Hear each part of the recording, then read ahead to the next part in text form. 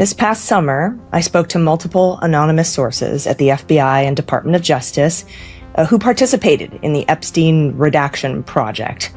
Over 1,000 personnel locked in their offices, put on mandatory overtime, some for 24, even 48-hour shifts, forced to review these Epstein files and log the mentions of Donald Trump in the nearly 300,000 pages for redaction in an Excel spreadsheet. Now, the sources also confided in me that there were training videos embedded in PowerPoint presentations on an unsecure, unclassified shared drive that provided instructions on how to flag and find mentions of Donald Trump. Now, I have sued the government to get those training videos, but this week, Jason Leopold at Bloomberg received multiple FBI emails pursuant to his own FOIA request, Freedom of Information Act request, confirming that exclusive reporting, that those training videos exist. They also confirm the existence of the Excel spreadsheet, the mandatory overtime hours they worked, how much they were paid, what it cost the taxpayers to hide Donald Trump's name in the Epstein files. But those files do exist. Yeah, thousands and thousands of pages of files. They'll redact every Republican or conservative person in those files, leave all the liberal, Democratic people in those files. I think they visited that Maxwell person.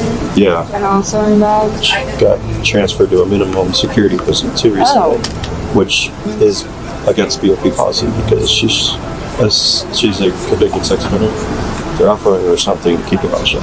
That was the acting deputy chief of the Office of Enforcement Operations, Joseph Schnitt, telling a stranger about the FBI and DOJ's handling of the Epstein files. There's been public reporting that Jeffrey Epstein showed people photos of President Trump with half-naked young women. Do you know if the FBI found those photographs in their search of Jeffrey Epstein's safe or premises or otherwise? Have you seen any such thing? You know, Senator Whitehouse, you sit here and make salacious remarks, once again trying to slander President Trump left and right, when you're the one who was taking money from one of Epstein's closest confidants, I believe, I could be wrong, correct me, Reid Hoffman, who was with Jeffrey Epstein on multiple occasions. And the senator sitting right next to you tried to block the flight logs from being released. Yet you're grilling me on President Trump and some photograph with Epstein? Come on. The question is, did the FBI find those photographs that have been discussed publicly by a witness who claimed Jeffrey Epstein showed them to him? You don't know anything about that? Okay. Jill was running something called the Calendar Girls Beauty Contest. And these were young women from across the country.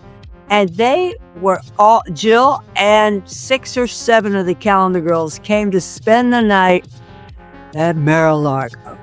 And what a surprise! Who came to help Trump show the Calendar Girls around Mar-a-Lago? Would that be Jeffrey Epstein? Yes, it would be, his neighbor. And the 2 of them took the Calendar Girls around. Now, Jill has, I don't know the young woman's name, but definitely Trump made a move on her that night. And she said, Donald, what are you doing? I would never do anything like on a first date.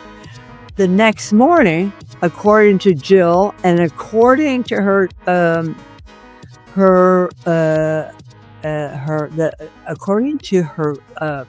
complaint, her court complaint, the next morning he appeared in the young girl's bedroom and got into bed with her and said, okay, it's the next day.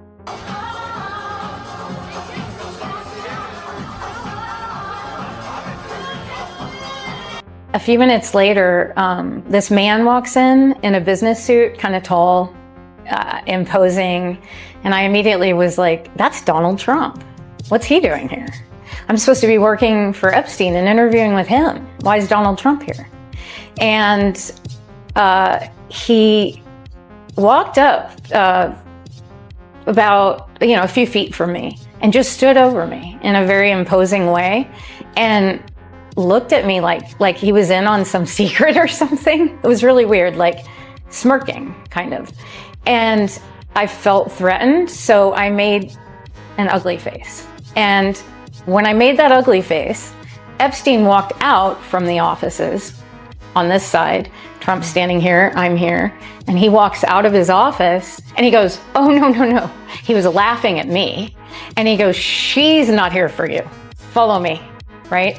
And he escorts him in to this other room. And I always wondered, who was she in there? Was someone in there, right? And I have no way of knowing, nothing.